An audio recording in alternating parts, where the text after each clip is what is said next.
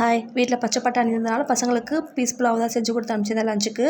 இது செய்கிறதுக்கு குக்கரில் 5 ஸ்பூன் அளவுக்கு எண்ணெய் சேர்த்து, ஒரு பிரிஞ்சி இலை, 5 ஏலக்காய், 5 கிராம்பு, 3 பட்டை, 2 அன்னாச்சி பூ, 1 ஸ்பூன் சோம்பு, 1 ஸ்பூன் சீரகம் சேர்த்து நல்லா பொரிஞ்சதுக்கப்புறம் 4 பெரிய வெங்காயத்தை கட் பண்ணி சேர்த்துருக்கேன். இது கூட 4 பச்சை மிளகாவும் கட் பண்ணி சேர்த்துருக்கேன். சேர்த்து வெங்காயம் நல்லா வதங்கினதுக்கப்புறம் அரை கைப்பிடி புதினா, அரை கைப்பிடி மல்லி சேர்த்து அது நல்லா வதக்கி எடுத்துக்கலாம். 4 ஸ்பூன் அளவுக்கு இஞ்சி பூண்டு பேஸ்ட்டு சேர்த்து அதோடைய பச்சை வாசனை போகிற அளவுக்கு நல்லா வதக்கி எடுத்துக்கோங்க. இப்போ பட்டாணி சேர்த்துக்கலாம். நான் இன்றைக்கி 1/2 கிலோ அளவுக்கு பட்டாணி சேர்த்துருக்கேன். சேர்த்து அதையும் நல்லா மிக்ஸ் பண்ணதுக்கப்புறம் 20 நிமிஷம் ஊற வச்ச பாஸ்மதி ரைஸ் சேர்த்துருக்கேன். நான் இந்தியா கேட் பாஸ்மதி ரைஸ் தான் இன்றைக்கி எடுத்திருக்கேன். அரிசி சேர்த்துட்டு 2லேருந்து 3 நிமிஷம் நல்லா கலந்து விட்டதுக்கப்புறம் தண்ணி சேர்த்துக்கலாம். நான் இன்றைக்கி எந்த அளவுக்கு அரிசி எடுத்துருக்கேன்னா அந்த அளவுக்கு தேங்காய் பால் பாதி தண்ணி பாதி சேர்த்துருக்கேன். தேங்காய் பால் வேண்டாம் அப்படின்னா நீங்கள் ஃபுல்லாக தண்ணி கூட சேர்த்துக்கலாம், உங்களோட விருப்பம் தான்.